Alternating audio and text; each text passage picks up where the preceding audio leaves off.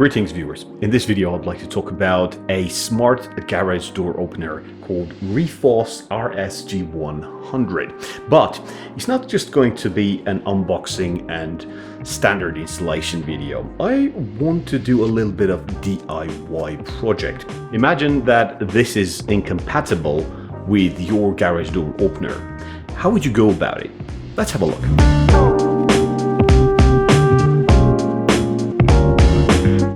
This is the Refoss RSG100, but there is also another one identical to this one, from what I could tell, sold on Amazon, and it is called Miro's MSG100.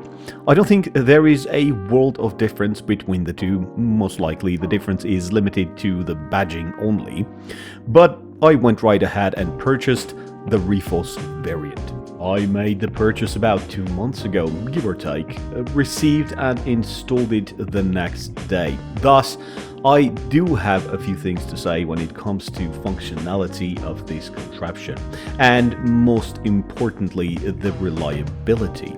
But more about that a little bit later. Right, what did we get in the box? 1.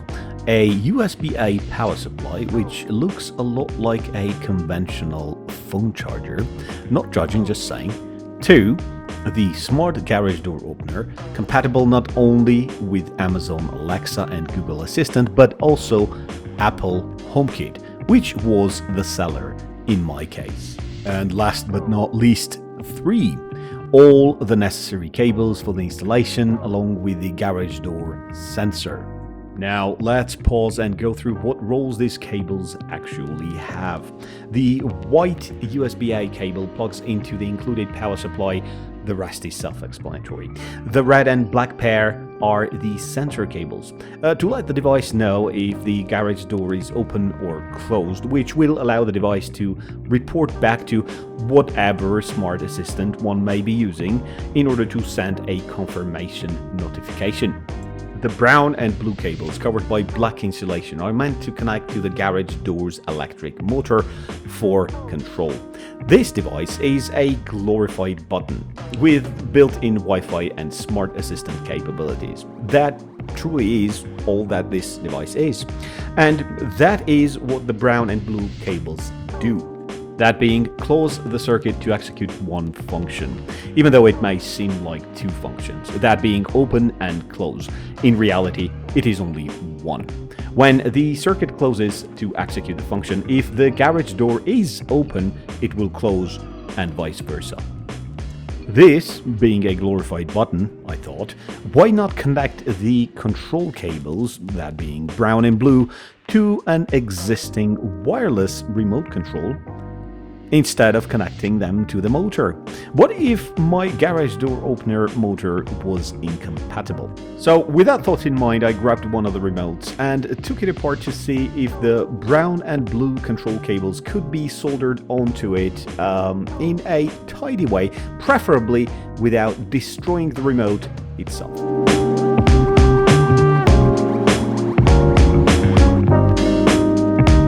I had pre-programmed button number 1 on the remote to control my garage door. Thus, the brown and blue cables would have to be soldered onto button number 1, and that should do the trick. So next time I want to open my garage door, I will no longer have to reach for any buttons located in the vehicle like a peasant, but merely politely request Siri to do it for me, in theory at least. A little disclaimer. This is what I chose to do, and I'm not in any way encouraging anyone to do the same. But as I chose this path, I'm going all the way. Soldering is an easy skill to acquire, given one does it often enough, much like any other skill. Specifically, in this case, all I had to do was solder 2 wires to the remote board. Easy peasy, if you know what you're doing. The whole thing takes a minute or two. The next challenge, though, would be how to place the remote board with the wires back into its plastic chassis without damaging it too much. Chassis, that is. After all, at some point, one may wish to cut the wires off and put the remote to its intended use once again. For that, I had to put a hole on the side of the chassis or create a gap of some sort, large enough for the two wires to go through. I decided to grind an angular gap instead of drilling, which would create a mess due to chassis' uneven surface on its sides. Once that was done, it was time to install it in the garage. And that is not my proudest moment in this video. I did not do a tidy job of hiding both the device and the cables properly, but I do have a very good excuse. I just could not be bothered to do it. Did not seem important enough. Great, now let's see if it works. Hey Siri, open the garage door.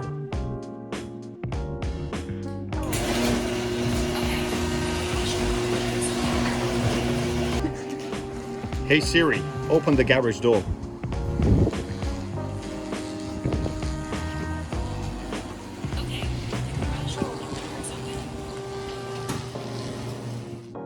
Hey Siri, close the garage door.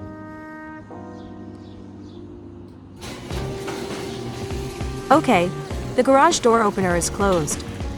When it comes to functionality and reliability of this device, in the a little bit shy of 2 months that I've had this installed and actually used, I had to reconnect it to the Wi-Fi once.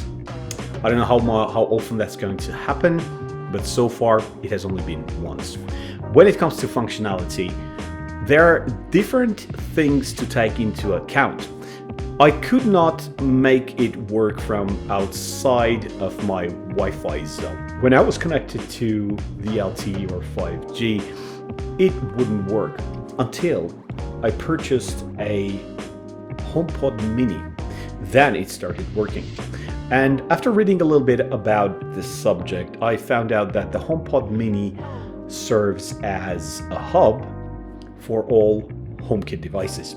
Overall, I'm happy with this device. It does make life a little bit easier and fancier.